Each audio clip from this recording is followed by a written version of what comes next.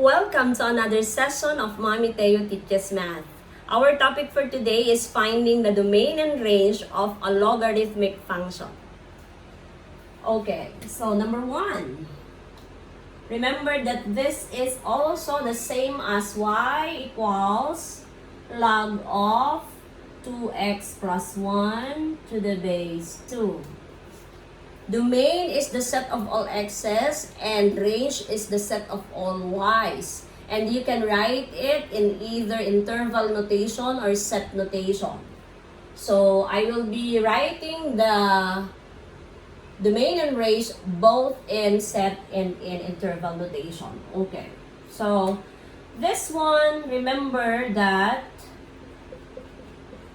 it should be greater than 0. Solving for x, you have 2x, negative 1, divided by 2 divided by 2. X is greater than negative 1/2. That is already your domain. Okay? So, how do we write it? Using set. That will be the set of all x's such that x is greater than negative 1/2. That's the domain. Now, what about writing it in interval notation? That will be negative 1/2, comma, positive infinity. Okay. Next, how do we solve for the range? In solving for the range, you need to solve for x. Let's do it. We will change this one into exponential first. That is 2 raised to y is equal to 2x plus 1. Solving for x, that is 2 raised to y minus 1 equals 2x. Divided by 2 divided by 2, x is equal to 2 raised to y minus 1 divided by 2. In this case, you can place any value for y. There is no restriction. Even if it is positive, even if it is 0 or negative, still, you can get a value of x. Therefore, if that is the case, your range will be the set of real numbers. All real numbers will do. Again, this one is the domain. The range is the set of real numbers. So, the range in interval notation is from negative infinity up to positive infinity. Let us go to number 2. In number 2, as you notice, this one is a quadratic expression. X squared plus 3x plus 2. So we have f of x is equal to log of x squared plus 3x plus 2 to the base 2. Same procedure, you have to make this an inequality greater than 0. Okay. You factor this. This is x plus 2 and x plus 1 greater than 0. And then, you have to form now an equation because we have to get test points first. So, x plus 2 equals 0, x is equal to negative 2. X plus 1 equals 0, and x is equal to negative 1. If I will be locating this on the number line, this is negative 1 and negative 2. So, let us get the intervals, the possible solution to this. So, what are these? Negative 2. This one is negative infinity to negative 2. And then we have negative 2 to negative 1. And then we have negative 1 up to positive infinity. Okay. Let's try this. Let's get a test point here. Less than negative 2, it can be negative 3. Let's try negative 3. Let's try negative 3. This is negative 3 squared. Plus 3 times negative 3 plus 2 greater than 0. 9 minus 9 plus 2 greater than 0. 0 plus 2 greater than 0. 2 greater than 0. Check. So this one is a solution. because 2 is greater than 0. Let's get a test point here. From negative 2 to negative 1, I will be getting negative 1 and 1/2 or negative 3 halves. Negative 3 halves plus 3, negative 3 halves plus 2 greater than 0. So we have 9 over 4, negative 9 over 2 plus 2 greater than 0. Getting the LCD for this one is 9. 4 divided by 2 is 2 times 9 is 18 plus 2 times 4 is 8 greater than 0. So you have now negative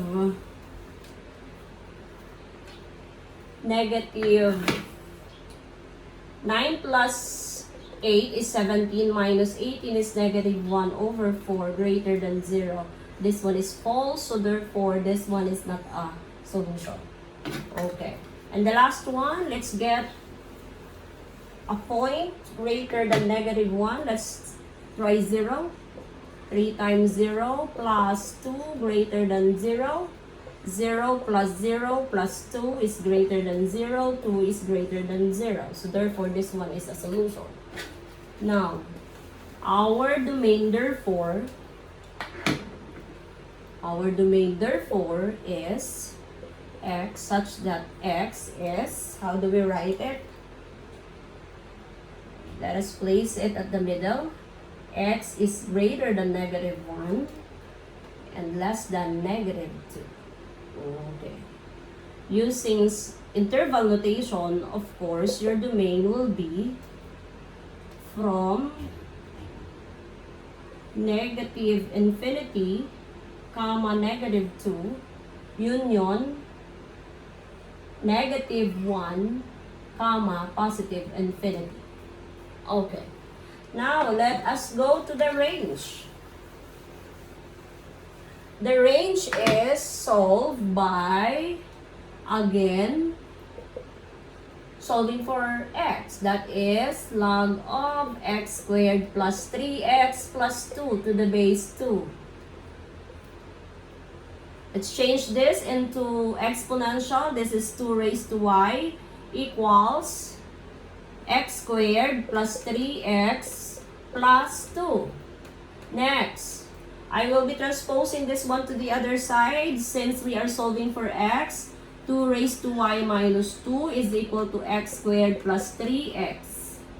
Okay. I will make this a perfect square. Trinomial. How? By adding what?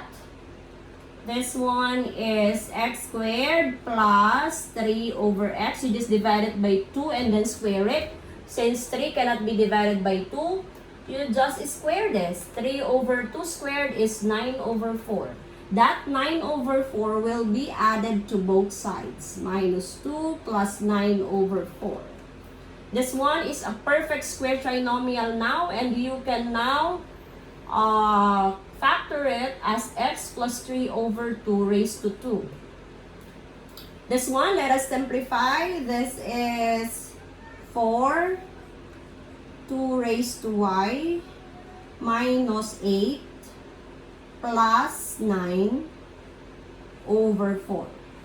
I just got the LCD. And then after this,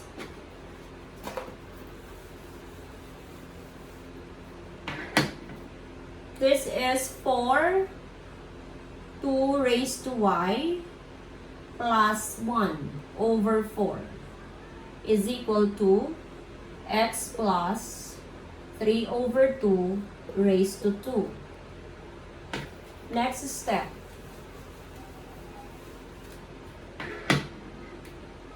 Solving for x, we get the square root of both sides. This one is cancelled now. So this is x plus 3 over 2. This is 4 times 2 raised to y. Remember, we cannot multiply the 2 because this one has an exponent. This one doesn't have. Plus 1 over 2. The square root of this is 2. Okay. So this is equal now to x square root of 4 times 2 raised to y plus 1 over 2 minus 3 over 2. Okay. from here, we can conclude that the only restriction here is for this to be negative. Okay? The only restriction here is for this one, the radical, to be negative.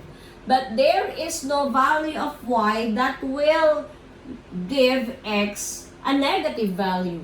If that is the case, all negatives can be placed here, including 0, including positive, still you can get a square root of that. Meaning, our range will be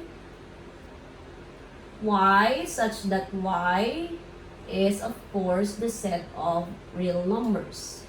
And then, for our range using interval, this can be negative infinity up to positive infinity. Okay. Example number 3. We have y equals log of 4x minus 3 to the base 1/4. So this is 4x minus 3 is greater than 0. 4x is greater than 3. Divided by 4 divided by 4, x is greater than 3/4. So again, your domain here is x such that x is greater than 3/4. And your domain in interval is 3/4 up to positive infinity. Let us solve for the range. For the range, again, you solve for x. That it will be 1/4 y is equal to 4x minus 3. So 1/4 raised to y plus 3 is equal to 4x. Divided by 4 divided by 4, x equals 1/4 raised to y plus 3 over 4. Okay.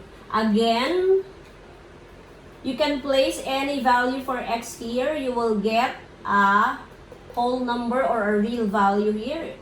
Whether it is 0, all positive, or all negative, you can solve for x. So therefore, your range is again the set of all y such that y is the set of all real numbers. And then, for the interval, you have negative infinity up to positive infinity. Example number 4. Y equals log of x plus 1 over x minus 1 to the base 2. So, x plus 1 over x minus 1 should be greater than 0. How do we solve this inequality? Remember, in rational function, that will be x plus 1, rational inequality, x plus 1 is equal to 0, x is negative 1, x minus 1 equals 0, x is equal to 1. Meaning, you equate both the numerator and denominator to 0. And then you draw a number line. A number line, this one is negative 1, this one is positive 1. The intervals are negative infinity, negative 1, negative 1, 1, and 1 positive infinity. Okay. You have to get again a test point here so that we can determine the domain and the range. Let's get a test point here. Negative infinity, negative 1, and then negative 1, 1, and then 1 infinity. So, you have here a test point. Let's find a test point. Let's choose negative 2. Let's choose here 0. And let's choose here positive 2. And then this one is the numerator. This is the denominator. And of course, the quotient. Okay.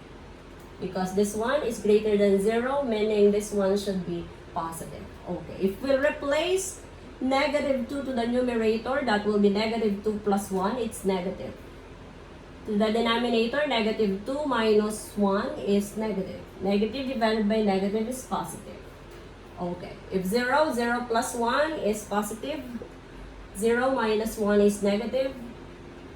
Positive, negative, divided by negative is negative. If 2, that will be 3. Positive. And then 2, that will be positive also. So, okay. So, therefore, greater than 0 are this one and this one. So, you have the domain. The domain is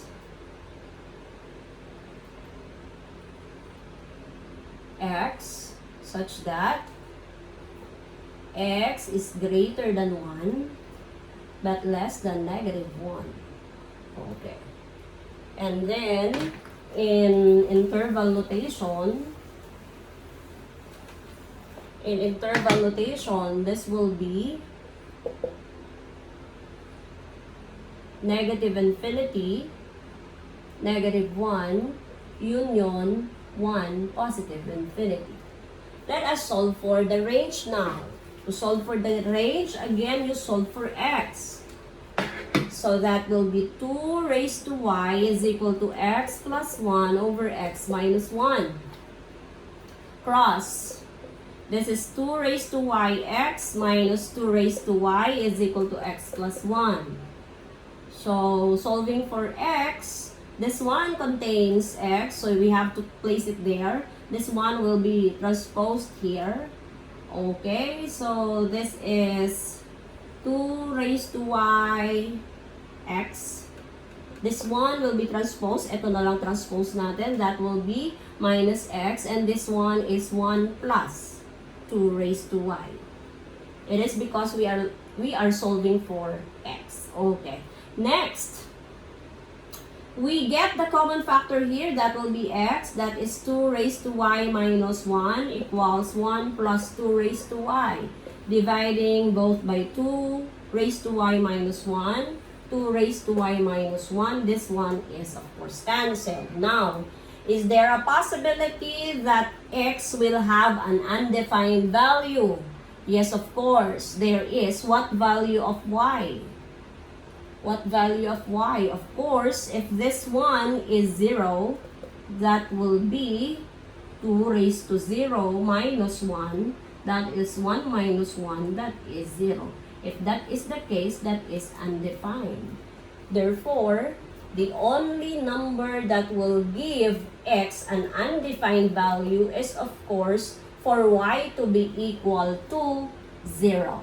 So, 0 is excluded in your range.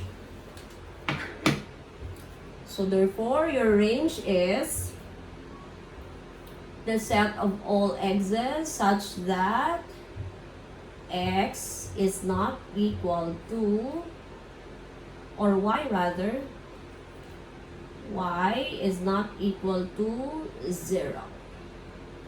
Okay, so interval you have from negative infinity to 0, union 0, positive infinity. Okay. Let us go to example number 5. Number 5. We have y equals log of x squared minus 25 to the base 4. Okay, so x squared minus 25 is greater than 0. So x minus 5 and x plus 5 is greater than 0. So x is equal to, x minus 5 is equal to 0, x plus 5 is equal to 0. So x is equal to 5, x is equal to negative 5. Again, this is our number line, 0, this one is 5, this one is negative 5. So you have these choices, negative infinity, negative 5, negative 5, 5, and then 5, positive infinity. Okay. So next, let us now get test points here. Let's get from here, it's negative 6 minus 25 greater than 0. 36 minus 25 is greater than 0. This one is 11 greater than 0. So this one is checked. Next, what about negative 5 and positive 5? In between, I will be choosing 0. So 0 squared minus 25 is greater than 0. Negative 25 is greater than 0. This is false. So this one is not part of the domain. Next, I will be getting 6. So that will be 6 squared minus 25 greater than 0. 36 minus 25 greater than 0. 11 greater than 0. It's checked. So therefore, our domain is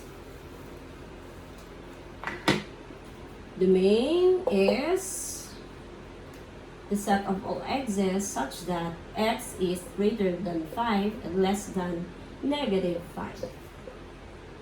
For the interval notation, this one is negative infinity, negative 5, union 5, positive infinity. Let us solve now the range. Range.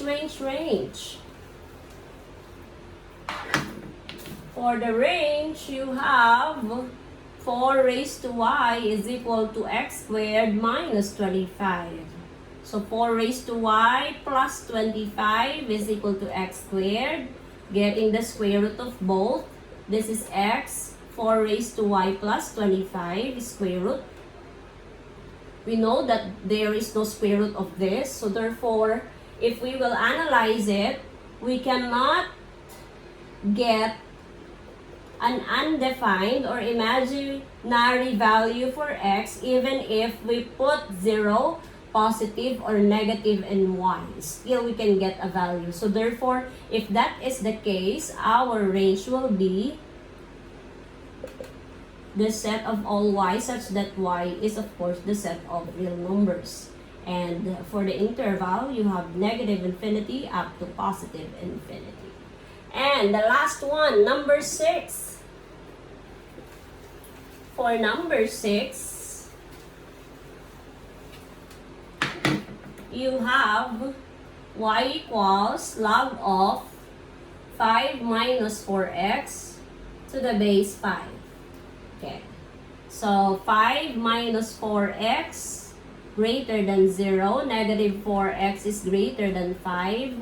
Negative 4, negative 4. There is a rule in solving inequality that if this one is a negative, you have to reverse the symbol. So that one becomes less than negative 5 over 4. So the domain therefore is x such that x is less than negative 5 over 4. And for the interval notation, you have negative infinity, comma, negative 5 over 4. Because it's less than. Now, let us go to the range. For the range, you have 5 raised to y is equal to 5 minus 4x. So, transposing 5 raised to y minus 5 equals negative 4x. Divided by negative 4, x is equal to 5 raised to y minus 5 over negative 4.